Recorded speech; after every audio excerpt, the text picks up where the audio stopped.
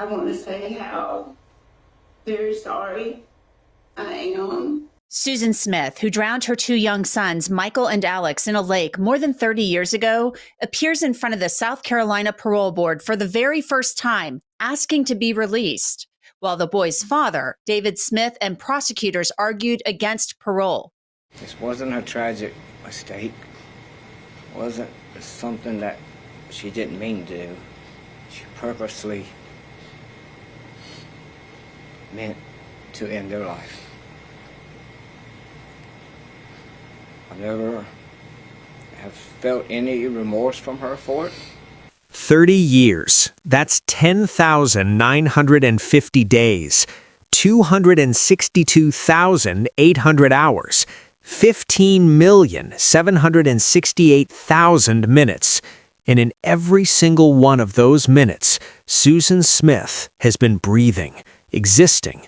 But here's the question that'll haunt you. Is she living or dying in slow motion? Welcome back to True Crime Mysteries. I'm Christopher Kern, investigative journalist. This is not just another true crime case.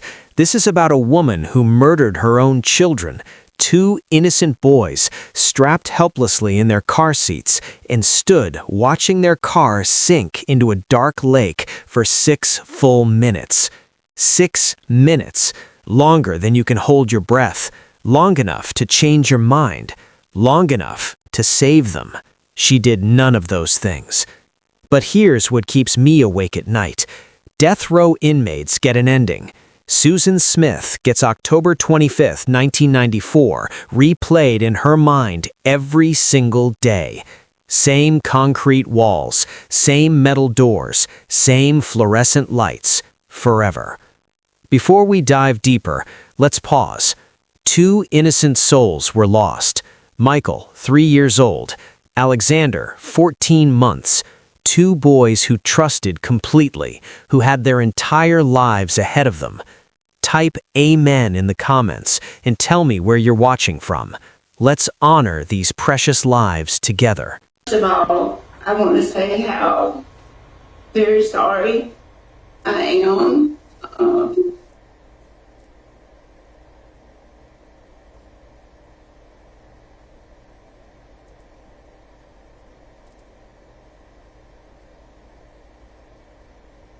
It's okay, Susan. Just talk with us.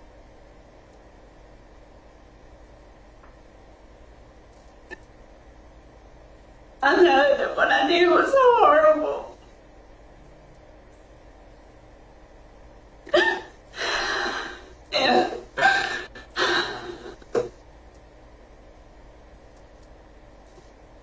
And I would give anything if I could go back and change it. And I love Michael and Alex with all my heart.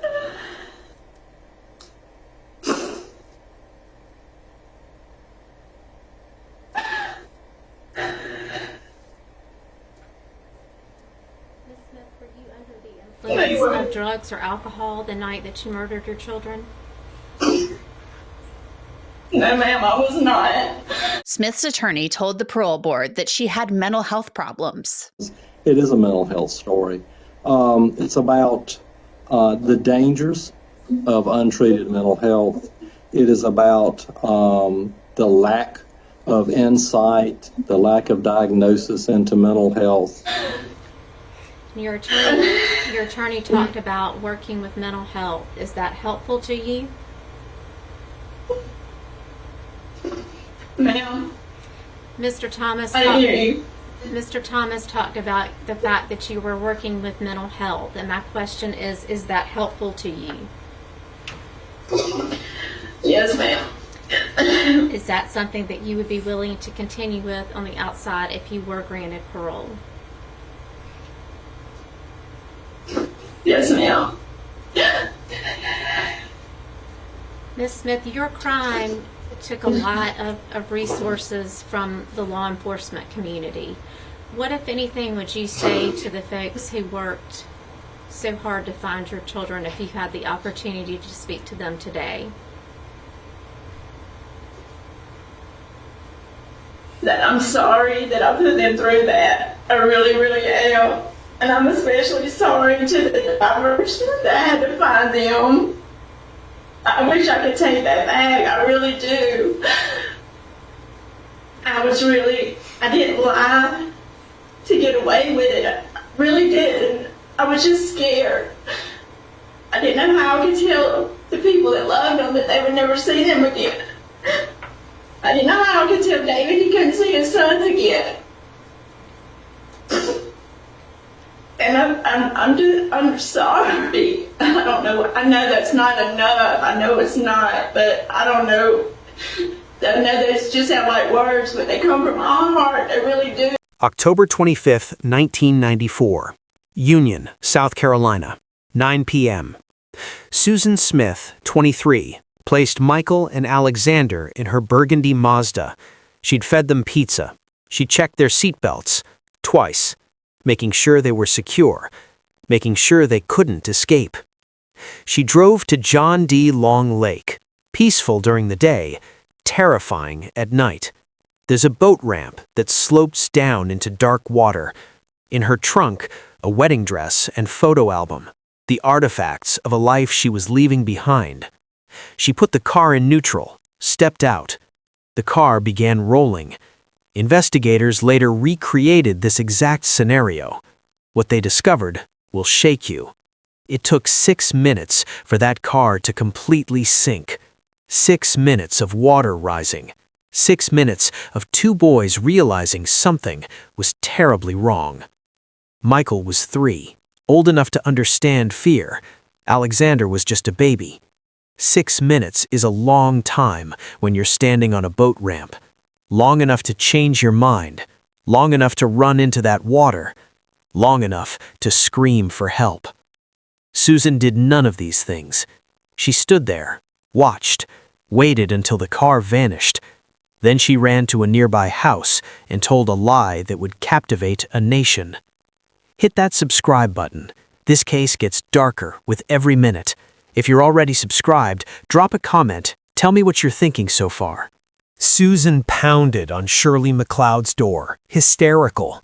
A black man carjacked me. He had a gun. He drove away with my babies.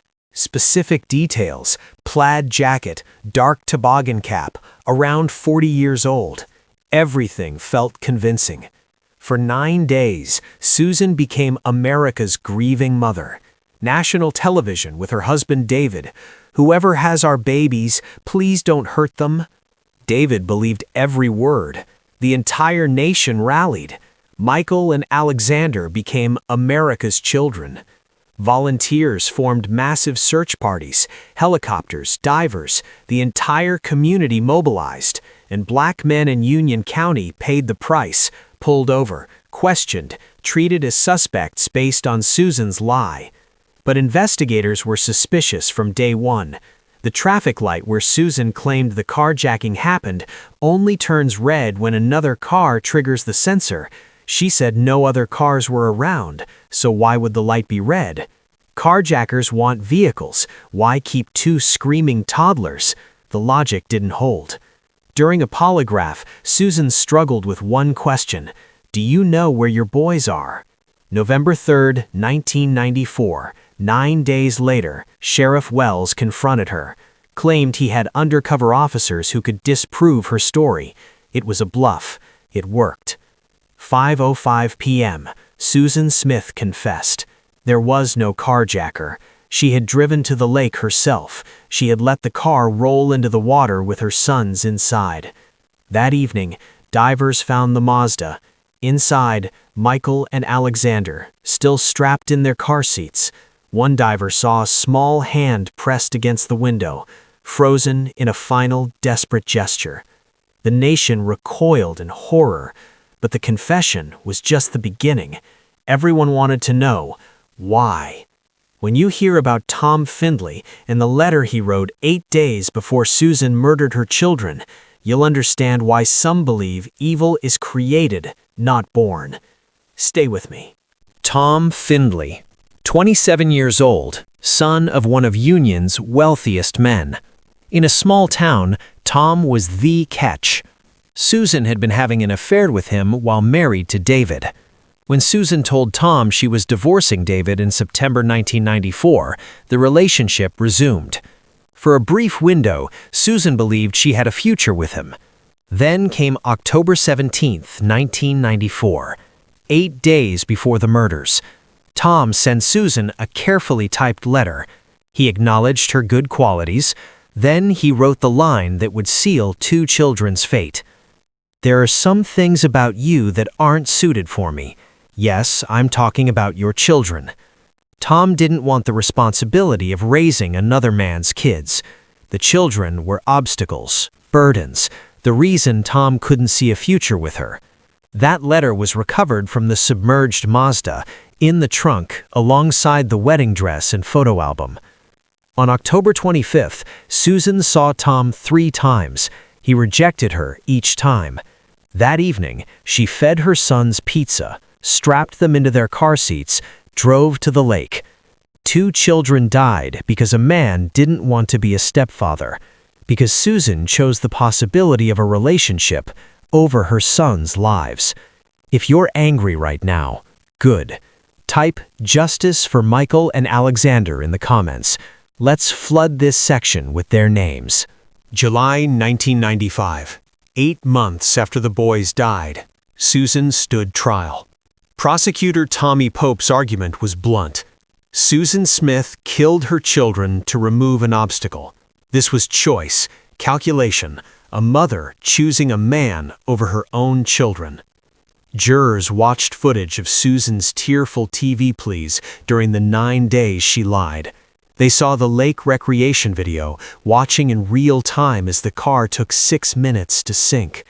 The courtroom sat in absolute silence. Then came testimony from the diver who found that small hand pressed against the window.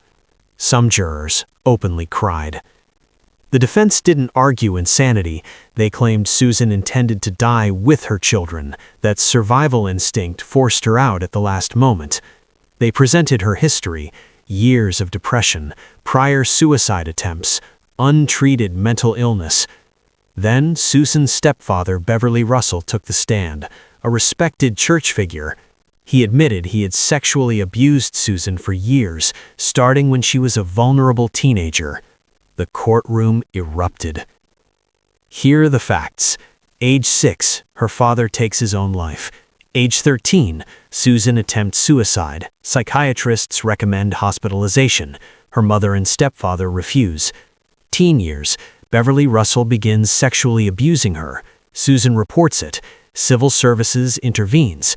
But Susan backs out of pressing charges because her mother fears what it would do to the family's reputation. The abuse continues until 6 months before the murders. Does this excuse what Susan did? Absolutely not. Nothing justifies killing 2 innocent children.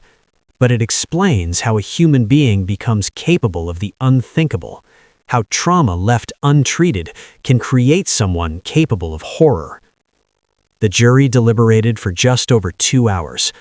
Guilty on both counts. Then came the penalty phase. Death or life? They chose life. 2 concurrent life sentences with parole eligibility after 30 years. Death would have been faster, final.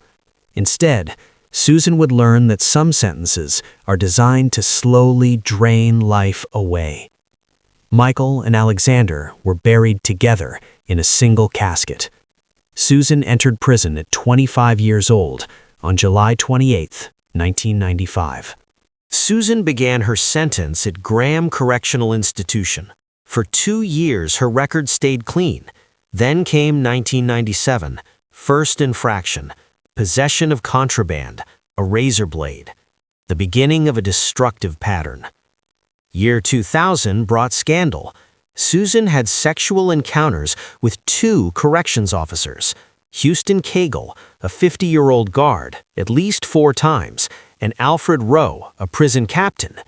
These weren't relationships between equals. These were between a prisoner and men who held absolute power over every aspect of her existence. When discovered, both men faced consequences. Cagle got 3 months in jail. Roe got 5 years probation. But here's the devastating pattern. Susan's stepfather had been an authority figure who violated her trust. Now, in prison, the same dynamic repeated itself. September 2000, Susan was transferred to Leith Correctional Institution in Greenwood County, a fresh start. It wasn't. Over the next 24 years, 2010, self-harm, lost privileges for 90 days.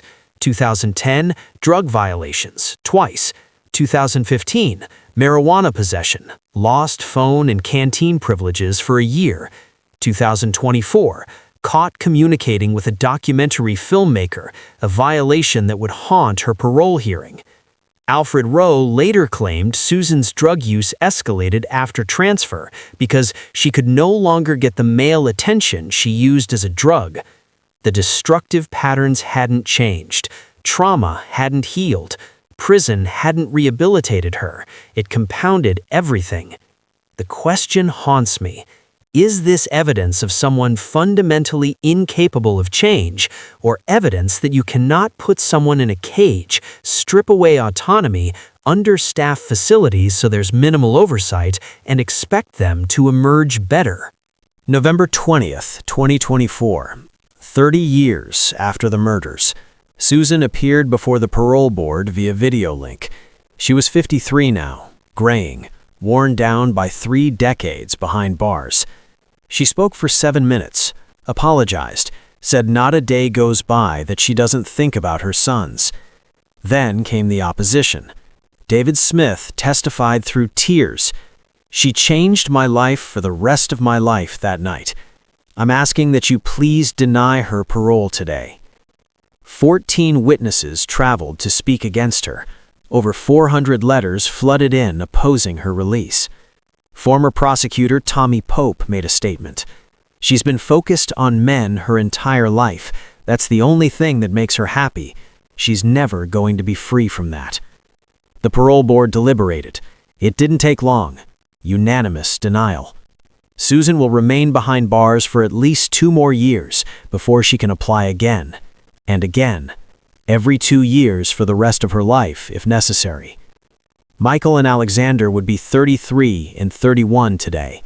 They never made it past early childhood. Susan has been incarcerated longer than they were alive.